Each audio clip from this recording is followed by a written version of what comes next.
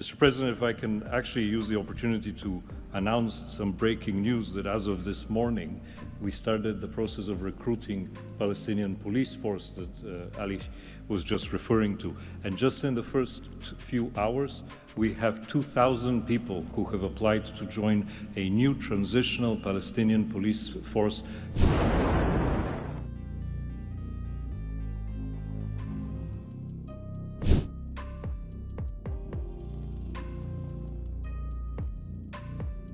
Caroline, and thank you, Mr. President.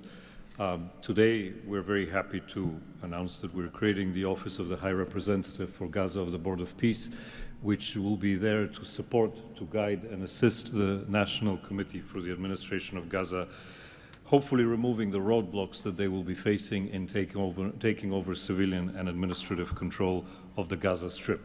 We plan to work in full transparency under the guidelines of and supervision of the Board of Peace and the Executive Board. And of course, we will do that in great coordination with the Israel and with the Palestinian institutions, who we both require to make this work on the ground. And certainly with my very good colleague here, General Jefferson, the International Stabilization Force that is coming together.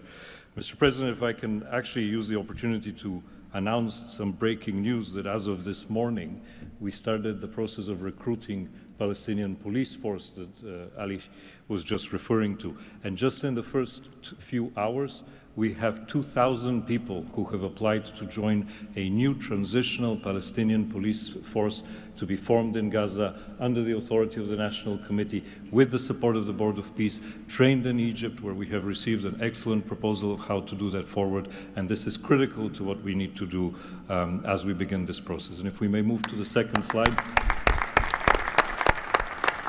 It is this Palestinian security force, under the authority of the National Committee for the Transition Period, that will allow us to ensure that all factions in Gaza are dismantled and all weapons are put under the control of one civilian authority. The only way to do that is the full implementation of the 20-point plan and the UN Security Council resolution, which binds us all to make sure that that is the way forward. We have now a fully agreed framework with the mediators on how to do this, and I thank very much the state of Qatar, Egypt, and Turkey for their excellent support in this. We now need to move forward on communicating it and negotiating the details of the implementation plan with the factions on the ground. But rest assured to all of you that we're on the right track, and if I can ask one thing of all of us, is to make sure that we have one message. There is no other option except the full demilitarization and decommissioning of all weapons in Gaza for reconstruction to begin and for people to have a new way of life going forward. Thank you.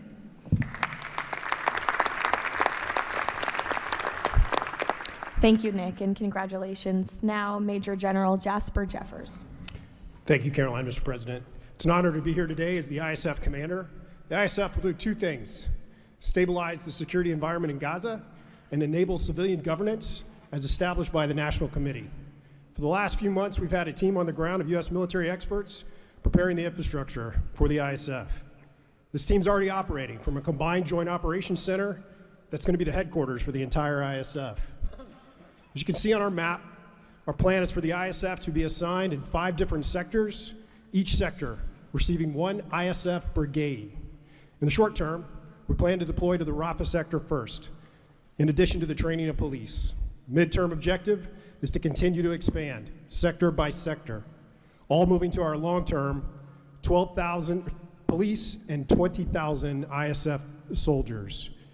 I'm incredibly pleased to announce today that the first 5 countries have committed troops to serve in the ISF: Indonesia, Morocco, Kazakhstan, Kosovo, and Albania.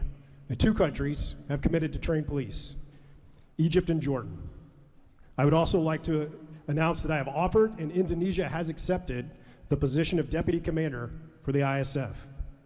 With these first steps, we will help bring the security that Gaza needs for our future prosperity and enduring peace. Thank you.